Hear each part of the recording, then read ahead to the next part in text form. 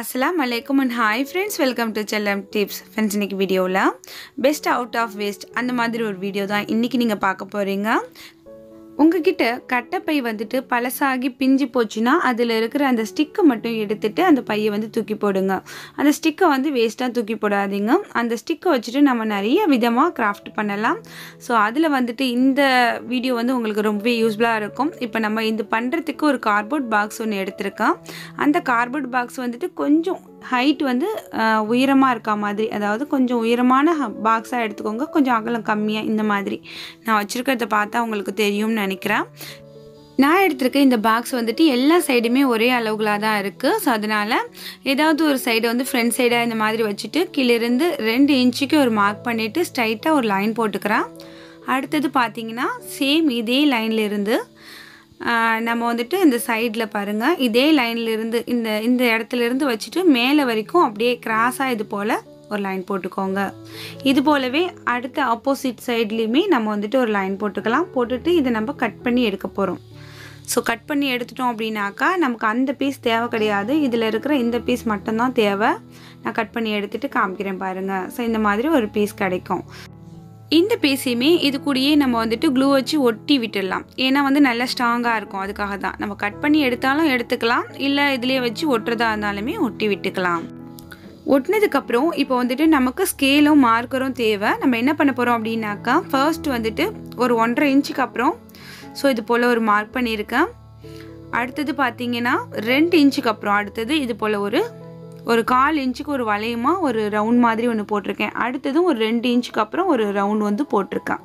So இது போலவே இந்த சைடுமே நம்ம போடுறதுக்கு கரெக்டான அளவு வேணும் அப்படின்னாக்கா ஸ்கேலை வந்து இந்த கரெக்டான அளவில் இது போல் வச்சுட்டு நீங்கள் அந்த சைடில் வந்து டாட் வச்சுக்கோங்க. டாட் வச்சுட்டு நீங்கள் வந்து அதை மார்க் பண்ணி இது போலவே நீங்கள் அந்த சைடுமே நீங்கள் வந்துட்டு மார்க் பண்ணிக்கோங்க.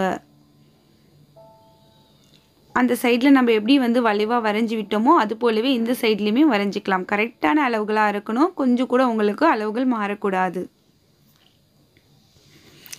இப்போ வந்துட்டு நம்ம வந்து நைஃப் வச்சுட்டு இந்த வளைவுகளை மட்டும் அப்படியே கரெக்டாக கட் பண்ணி எடுத்துடலாம்.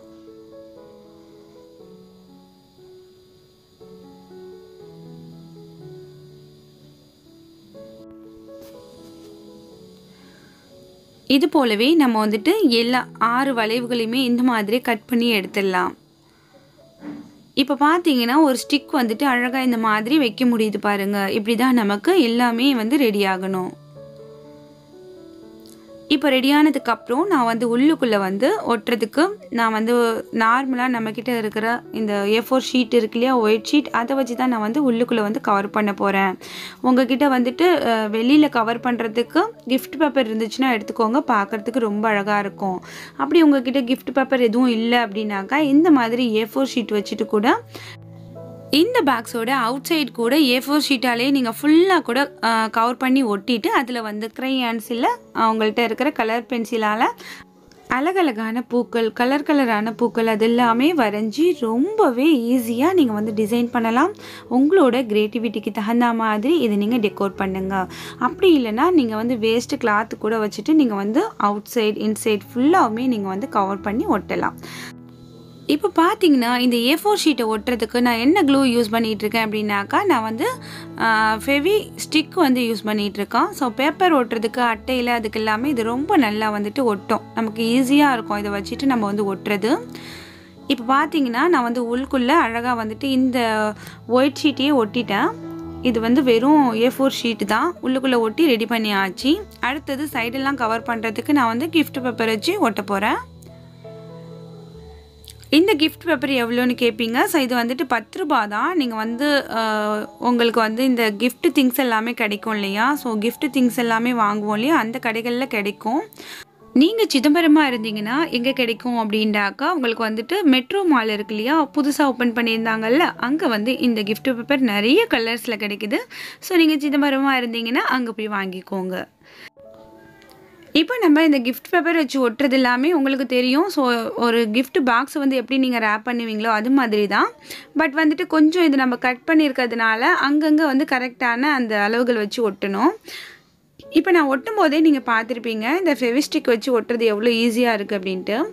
ஒன்ஸ் நீங்கள் அந்த ஸ்டிக்கை வந்து அப்ளை பண்ணிவிட்டு இந்த பேப்பரை வந்து அது மேலே நீங்கள் ப்ளேஸ் பண்ணிட்டீங்க அப்படின்னாக்கா ஸோ அது அழகாக வந்து ஸ்டிக் ஆகிக்கும். உங்களுக்கு அடுத்தது அது நகர்ந்துக்கிட்டே இருக்கும். நம்ம வந்து திரும்ப திரும்ப ஒட்டணும் அப்படிங்கிற தேவை இருக்காது.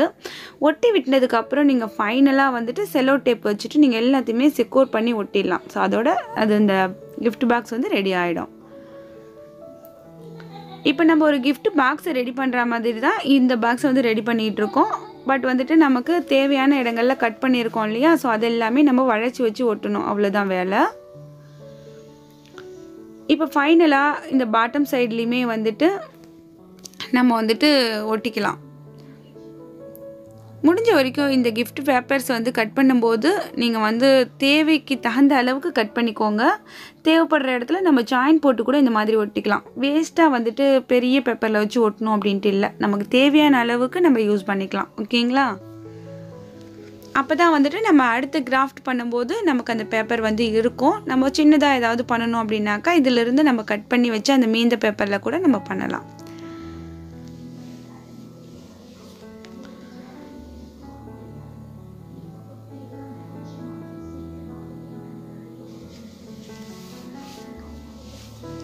அவ்வளோதான் ஃப்ரெண்ட்ஸ். இப்போ பார்த்தீங்கன்னா ரொம்ப நீட்டான லுக்கில் நம்ம வந்துட்டு ஃபுல்லாகவுமே அந்த பேப்பர் வச்சு ரேப் பண்ணியாச்சு. அடுத்தது நமக்கு வந்து இந்த பைப்போட சைஸ் வந்து இவ்வளோ இருந்தால் போதும். ஸோ இந்த நம்ம எடுத்திருக்க இந்த 3 பைப்லேயுமே நம்ம வந்துட்டு இதெல்லாம் மீதியை வந்து கட் பண்ணி எடுத்துடலாம். ஸோ கரெக்டான அளவு வச்சுட்டு நான் வந்துட்டு ஒரு ஆசா பிளேடு இருக்கு இல்லையா, அதை வச்சுட்டு தான் நான் வந்து கட் பண்ணி எடுத்தேன். நீங்கள் வந்து கட் பண்ண போகிறீங்க அப்படின்னாக்கா விளக்கில் வந்துட்டு ஒரு நைஃபை வந்து காமிச்சிட்டு ஹீட் பண்ணிவிட்டு கூட நீங்கள் வந்து ஈஸியாக கட் பண்ணி எடுத்துடலாம். ஓகேங்களா? கொஞ்சம் ஃபினிஷிங் டச்சுக்காக இது மாதிரி கிளிட்டரிங் டேப் இருந்துச்சுன்னா அதை வச்சு நீங்கள் டெக்கோர் பண்ணிக்கோங்க. நான் அதை வச்சு ஒரே அந்த இடத்துல மட்டும் ஒட்டுனேன். அடுத்தது நம்ம இந்த ஸ்டிக்கை வந்துட்டு இன்னும் கொஞ்சம் அழகாக இருக்கணும், இது வந்து இந்த கட்டப்பையிலேருந்து எடுத்த அந்த ஸ்டிக் அப்படின்ட்டு தெரியக்கூடாது அப்படின்னாக்கா இந்த மாதிரி கிளிட்டரிங் டேப் வச்சுட்டு நீங்கள் அழகாக இதை வந்து ரோல் பண்ணிக்கோங்க. ஒரு பைப்பில் வந்துட்டு நான் ஃபுல்லாக ரோல் பண்ணி காமிக்கிறேன். அடுத்தது நீங்கள் வந்து 2 அந்த ஓரங்களில் மட்டும் நீங்கள் வந்து ரோல் பண்ணி கூட இதை யூஸ் பண்ணலாம். இவ்வளோ டேப் வேணாம், வேஸ்ட் பண்ண வேணாம் அப்படின்னு நினச்சிங்கன்னா ஸோ இது போல் 2 ஓரங்களில் மட்டும், அதுதான் வந்துட்டு நமக்கு வெளியில் தெரியும், மற்றபடி இந்த உள்ளுக்குள்ளெல்லாம் தெரியாது. அதனால நீங்கள் இந்த 2 ஓரங்களில் மட்டும் சுற்றி கூட நீங்கள் யூஸ் பண்ணலாம். அது எல்லாமே உங்களோட ஆப்ஷன் தான். இப்போ நம்ம என்ன ரெடி பண்ணியிருக்கோம் அப்படிங்கிறத நீங்கள் கண்டிப்பாக கெஸ் பண்ணியிருப்பீங்க. ஆமாம் டியர்ஸ், நம்ம வந்துட்டு பேங்கிள் ஆர்கனைசர் தான் ரெடி பண்ணிகிட்ருக்கோம்.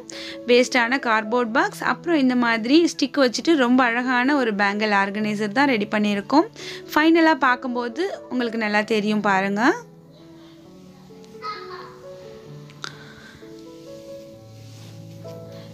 இப்போ இது போலவே நம்ம வந்துட்டு 3 ஸ்டிக்குமே ரெடி பண்ணியாச்சு. இப்போ நம்ம இதில் வந்து பேங்கிள்ஸ் வச்சுட்டு நம்ம ஆர்கனைஸ் பண்ணி பார்க்கலாம். ஸோ எப்படி இருக்குது அப்படிங்கிறதா. உள்ளுக்குள்ளே வந்துட்டு நம்ம ஏதாவது கிளிப்ஸு, பின்னு, ஸோ அந்த மாதிரி ஏதாவது போட்டு வைக்க போகிறோம் அப்படின்னாக்கா ஸோ உள்ளுக்குள்ளே நம்ம சும்மா போட்டு வைக்கலாம். ஏற்கனவே சொல்லியிருக்கேன், என்கிட்ட வந்துட்டு நிறைய இந்த ஃபேன்சி வளையல் அது எல்லாமே இல்லை. ஸோ என்கிட்ட இருக்கிற வளையல்ஸை நான் வந்து இதில் உங்களுக்கு அழகாக நான் வந்து போட்டு காமிக்கிறேன்.